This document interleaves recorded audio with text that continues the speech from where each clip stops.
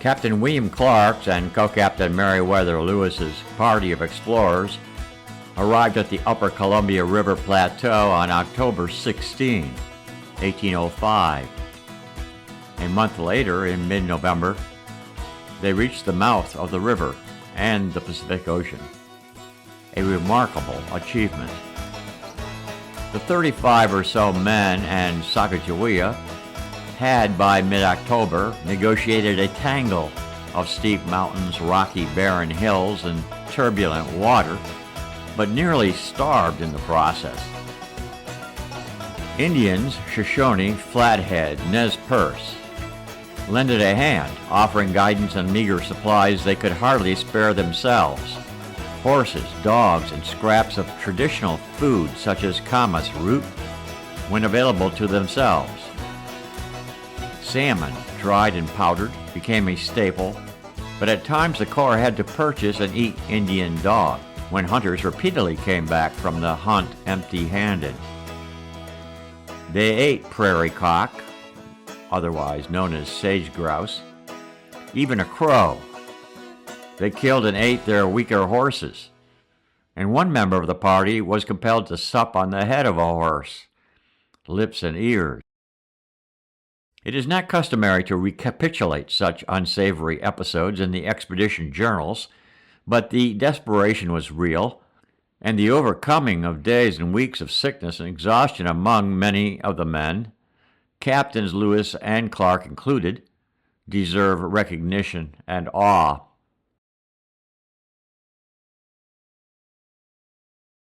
Before the Lewis and Clark parties reached the Columbia River, Nez Perce chiefs Twisted Hair and another promised to accompany the expedition at least part way to the river.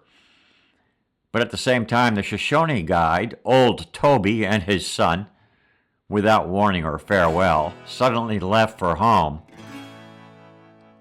Toby didn't ask for the promised payment for his service, possibly believing enemy Indians would have stolen his compensation anyway. On October 10, the Corps of Discovery set off down the Snake River. They already were encountering more Indians and passed many rapids, quote, all of them great fishing places. The young squaw, Sacajawea, now was almost an insurance against native antagonism because her mere presence relieved concern among the local Indians that the men were somehow allied with enemy war parties. Clark wrote, "The wife of Charbonneau, our interpreter, we find reconciles all the Indians to our friendly intentions. A woman with a party of men is a token of peace."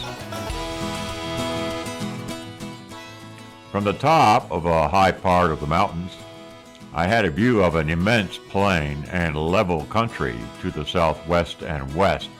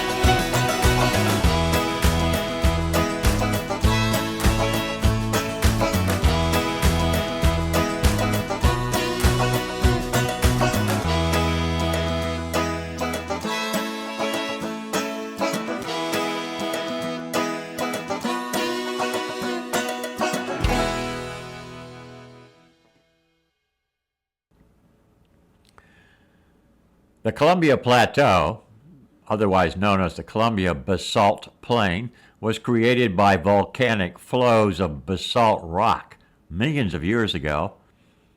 In his expedition journal on September 18, Clark wrote, "The party was beyond the Bitterroots, and the view of the plain greatly relieved the spirits of the party. The plain includes the Deschutes River in Oregon, the Camas Plain of central Idaho, and the foothills of the Cascade Mountains of Oregon and Washington. The Columbia Basin is mountains and steep valley. The plateau is flat land and rolling hills cut with some steep river canyons of the Columbia tributaries. The plateau, averaging about 4,000 feet above sea level, was transformed by settlers off the Oregon Trail into a major agricultural region."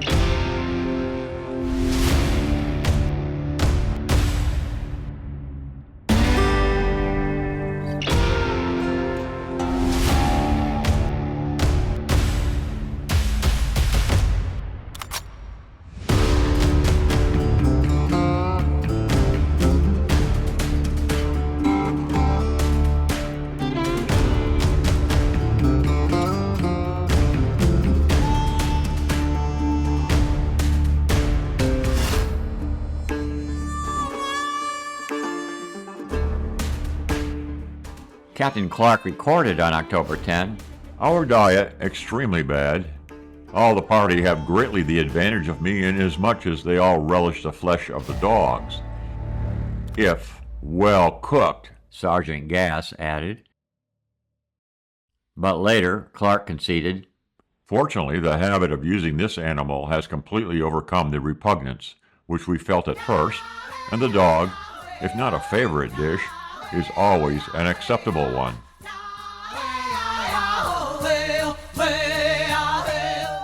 "We have made it a point at all times not to take anything belonging to the Indians, even their wood, but at this time we are compelled to violate that rule and take part of the split timber we find here buried for firewood, as no other is to be found in any direction." Clark.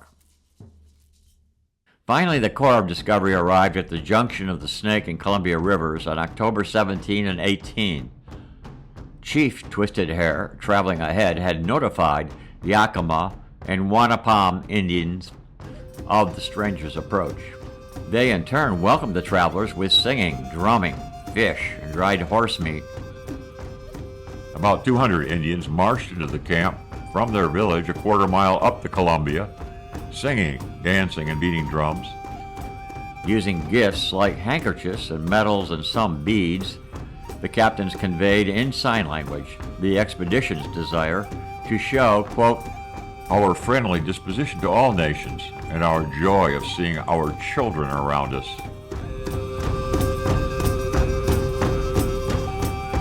At the confluence, Lewis noted their evening was highlighted with dried meat for dinner and, quote, "the balance of our dogs," mostly salmon and dog meat stews.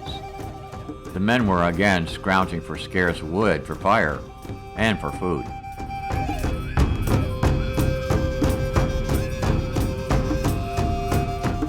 Lewis surveyed the plains, now emerging, and reported possibly what are today named the Blue Mountains, straddling the border of Oregon, Idaho, and Washington. In every direction, from the junction of the rivers, he wrote, "The country is one continued plain that is low and rises from the water gradually, except a range of high country on the opposite side." This was dry country.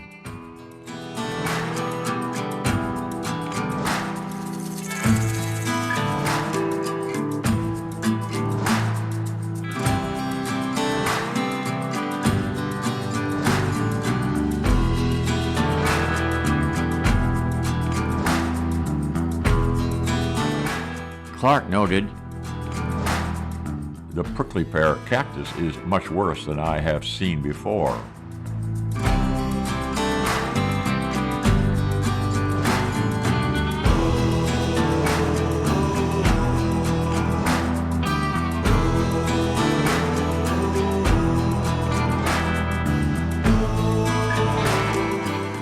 I note here that stretching east and southeast of Pendleton, Oregon to the Snake River along the Oregon-Idaho border, the Blue Mountains were named after the blue hue caused by drifting smoke of forest and range fires set by indigenous people to control brush and weed spread.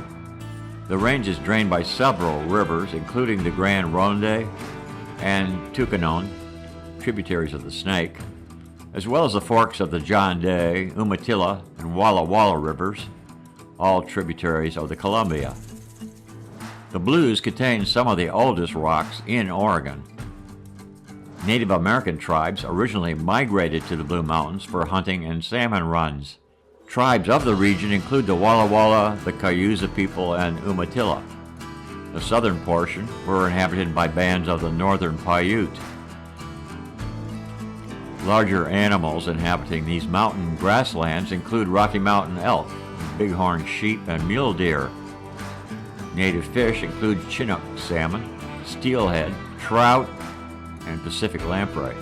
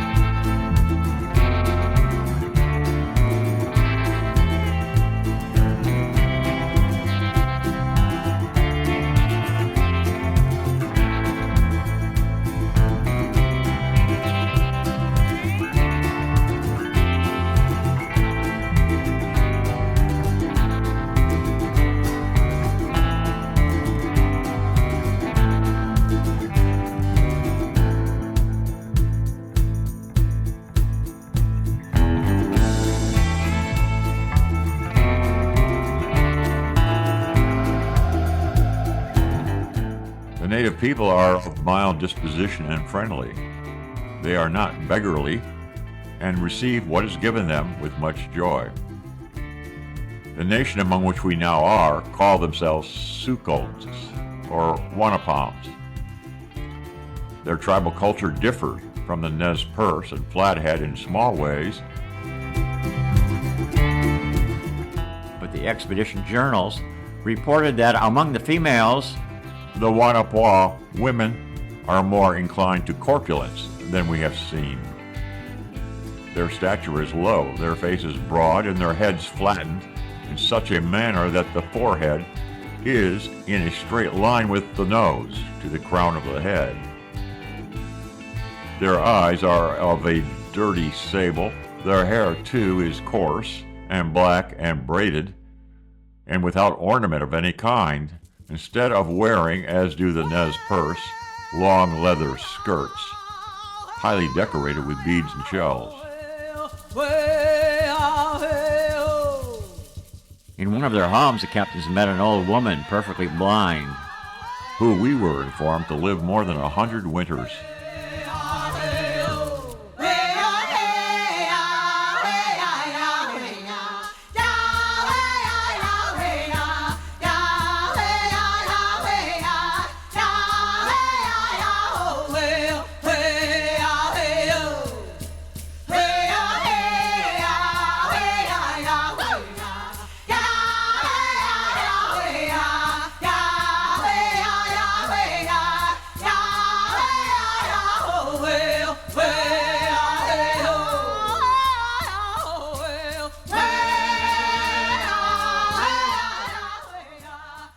The people also generally suffered from what was, quote, a bad soreness of the eyes, which is a very common disorder. This was attributed in a journal to the constant reflection of the sun on the water where the people are constantly fishing.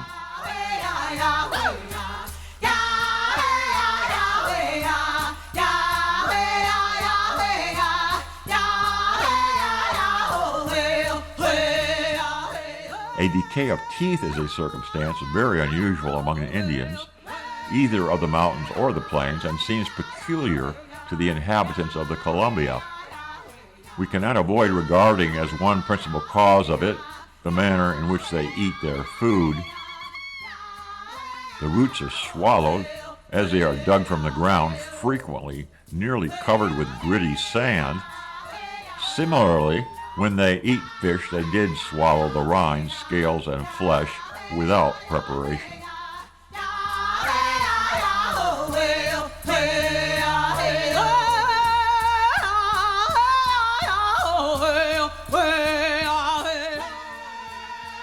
But not all tribal communities were aware of the imminent appearance of these foreign travelers on the river.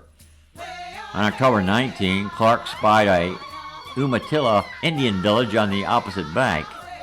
He jumped into the first canoe that passed through the nearby rapids and found a village empty and houses tightly shut up. Clark forced his way into one of the houses and found, to his astonishment, a full home of men, women, and children, quote, in the greatest agitation, some crying and wringing their hands, and others hanging their heads. They had expected an attack. Clark found similar community individuals in other homes. Clark passed out gifts and smoked. With the appearance of Lewis and Sacajawea, Clark noted, the villagers appeared to assume new life. Soon after the interpreter's wife landed, her presence dissipated all doubts of our being well disposed, since in this country no woman ever accompanies a war party. They therefore all came out and seemed perfectly reconciled. Nor could we indeed blame them for their terrors, which were perfectly natural. They told the two chiefs that they knew we were not men, for they had seen us fall from the clouds. That, perceived by them, Captain Clark has shot the white crane, which they had seen fall just before he appeared with their eyes. The duck which he had killed also fell close to him, and as there were few clouds flying over at the moment, they connected the fall of the birds and his sudden appearance, and believed that he had himself dropped from the clouds. The noise of the rifle, which they had never heard before, being considered merely as the sound to announce so extraordinary an event, this belief was strengthened, and when on entering the room he brought down fire from the heavens by means of his burning glass. The men of the Corps eventually convinced the awed natives satisfactorily that they were only mortals. Cusat and Gibson entertained with the violin.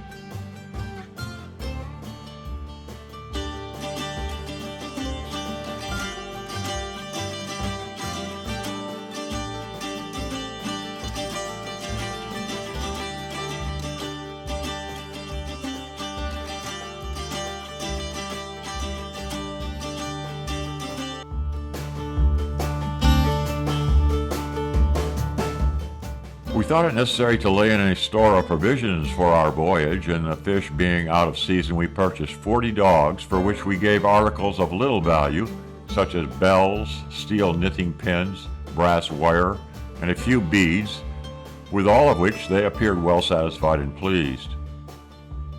We took leave of the chiefs and all of those with us and proceeded on down the great Columbia River.